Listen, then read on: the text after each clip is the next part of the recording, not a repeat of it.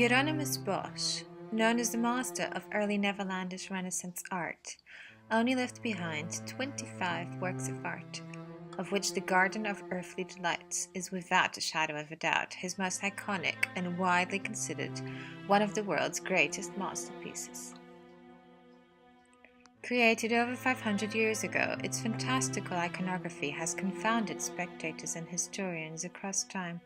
Some go as far as claiming it to be an exercise in madness. The painting, which is to be read like a narrative book, seems to collapse time altogether, merging the overall idea of human existence into 4 phases. The cover of the box, revealed only when the work is closed, is painted in grisaille, in tones of grey or neutral colours, and is believed to represent the 3rd day of creation, since the world is filled with just vegetation. Suspended in a dark and empty vacuum, God sits in the upper left corner observing it all, next to whom the Latin Psalm 33:9 reads, "For he spoke, and it came to be. He commanded, and it stood firm." On the inside, the first panel, read from left to right and top to bottom, shows paradise blossoming forth in beauty, with giraffes, elephants, fish, and peculiar flowers living abundantly and harmoniously. In the bottom middle, God introduces Eve to Adam, symbolizing not only the beginning of mankind, but also the innocence of new life. In the central panel, Adam and Eve and their descendants begin exploring and succumbing to the various temptations on earth. Man is fascinated by the stimulus of the senses, dancing, eating, playing, engaging in apparently trivial phenomena.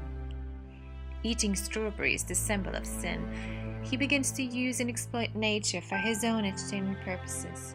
As seen by the way, for example, he plays with the fish.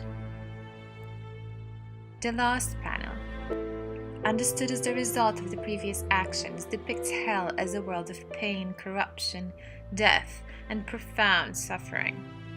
Man is surrounded by machines, knives, instruments, forms of technology that impose and overpower rather than aid him. The garden is no longer beautiful, but a burning chaos dominated by selfishness and detachment.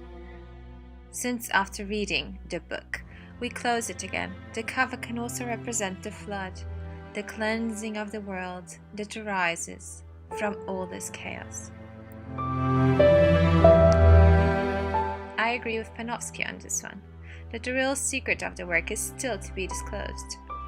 One can't help but wonder, what other mystical, metaphysical, and spiritual discourses does the work really contain? Another layer of understanding is revealed when it is seen as the story of our own universal human consciousness. Doesn't the attention to the senses continuously lead us away from the real truth of the world? Aren't we all left with pain when we turn away from nature? Yet another curious idea can be found in the face of the tree that smiles at the viewer in the midst of chaos. The face, with a peaceful stillness, seems to speak from a place that lies outside the apparent good and evil of the world that surrounds it. If we listen, the smile seems to tell us that there is an underlying consciousness, an all-seeing eye, an energy, nature, God, or even the universe, that lives in the threads of life itself, whispering sweetly that no matter how bad things really seem to be, everything will be okay. Some art historians believe that this face is a self-portrait, and in a way, it can also be seen as such. What better way to represent this universal order than the human face, the self that observes it all? A very simple idea that brings the universe into the heart of the individual itself. And what about all those strange forms, or the musical instruments that seem to live in the midst of hell? These are just some of the questions that are still left completely unanswered.